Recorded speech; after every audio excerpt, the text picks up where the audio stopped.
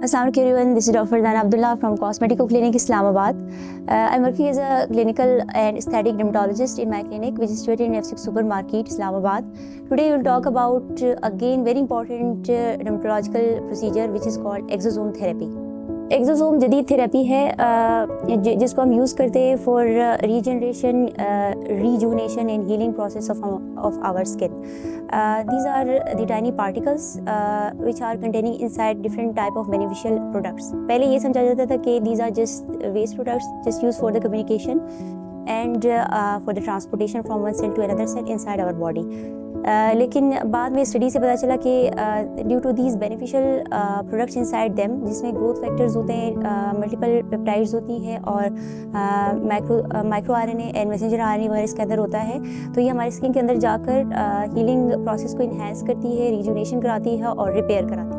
Treatment process में हम इसको एक्सोसोम को बात अगर की जाए फेस की, तो हम इसको कंबाइन करते हैं विद द माइक्रोनेडिंग के साथ। माइक्रोनेडिंग से हम पहले माइक्रो चैनल्स जो है वो बनाते हैं। लाइक हमारी माइक्रोनेडिंग इस तरह डिज़ाइन हुई है, जो मेरी माइक्रोनेडिंग की मशीन है वो इस तरह डिज़ाइन हुई है कि उसके अंदर 16 जो है वो माइक्रोनीडल्स होती है, जो कि 120 रिवोल्यूशन पर सेकंड जो है चलती है, और पर सेकंड वो 2000 माइक्रो चैनल्स जो है वो बनाती है, जो कि आपके एक्सोसोम की डिलीवरी को इनसाइड द स्किन इन्हेंस करती है। तो माइक्रोनेडिंग के साथ हम इसको कंबाइन करके करते हैं फॉर द डिफरेंट इंडिकेशन। और अगर हेयर फॉल के लिए हम इसको यूज़ करें तो फिर हम पीआरपी की तरह इसको अपने स्कैल्प में इंजेक्ट करते हैं। अदर एंटी एजिंग थेरेपी से ये इस तरह डिफरेंट है कि अगर आप रिंकल्स के लिए बोटॉक्स यूज़ करते हैं तो बोटॉक्स जो है वो स्पेसिफिक आपके रिंकल्स को ही टारगेट करता है, आपके मसल को फ्लैट कर देता है।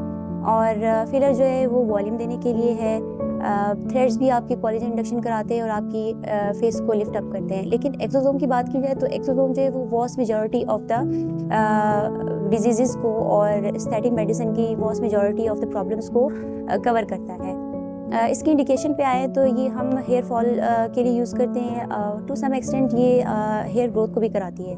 इसके अलावा मिलाज़ा में इसके बहुत अच्छे रिजल्ट देखने में आए हैं। विटलाइगो, जिसमें आपके जिस्म के डिफरेंट एरियाज पे सफ़ेद धब्बे बनते हैं, उसमें भी हम यूज़ करते हैं। एक्नी, पोस्ट एक्नी स्कारिंग के लिए हम यूज़ करते हैं एक्सोसोम को, और रिंकल्स एंड रिजुवेनेशन के लिए यूज़ करते हैं। सेफ्टी की बात की जाए तो this is very safe procedure, क्योंकि हम लोकली इसको इंजेक्ट करते हैं और लोकली ही इसको लगाते हैं, तो हल्की सी पेन, थोड़ी बहुत रेडनेस के अलावा आपको इसके कोई भी साइड इफ़ेक्ट नहीं मिलेंगे।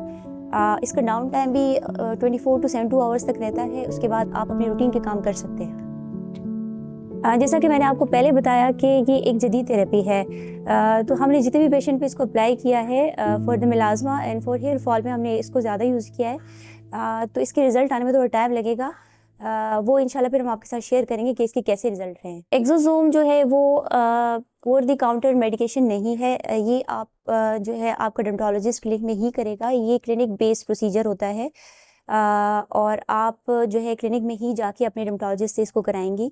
बात कॉस्ट की जाए तो लाइक अदर एस्थेटिक प्रोसीजर्स जिसमें फिलर्स आते हैं, बोटॉक्स आता है, थ्रेड्स आते हैं, तो इसकी कॉस्ट तकरीबन आप सेम ही समझ लें।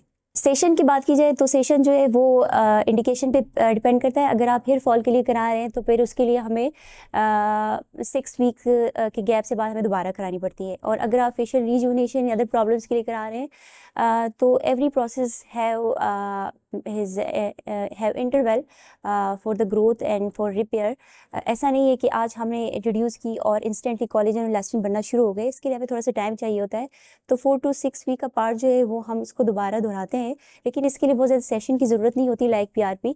अगर हम पीआरपी के साथ इसको कंपेयर करें तो ये जो है 5 टाइम्स ज़्यादा effective treatment is compare to PRP.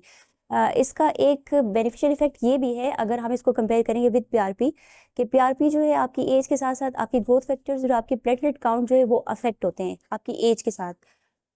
और हमें जो है वो फ्रेश प्लेटलेट्स और ग्रोथ फैक्टर्स चाहिए होते हैं, तो इसीलिए एज के साथ साथ आपकी पीआरपी इतनी इफेक्टिव नहीं होती है। लेकिन एक्सोसोम का भी यही है कि वो भी हमें यंग सोर्स से ही लेना होता है और वो ज़्यादा इफेक्टिव होता है। लेकिन चूंकि ये आपका अपना नहीं है, इसको हम बाहर से देते हैं, तो हम इसको एक यंग सोर्स से लेकर आपके अंदर इंट्रोड्यूस करते हैं। तो अगर आपकी एज कोई भी हो, आप एक्सोसोम लगाएंगे तो उसका बहुत ही अच्छा इफेक्ट आएगा। Thank you so much everyone for watching my videos. इंशाल्लाह हम और भी वीडियोज़ बनाएंगे मज़ीद इंफॉर्मेशन के लिए। Thank you so much.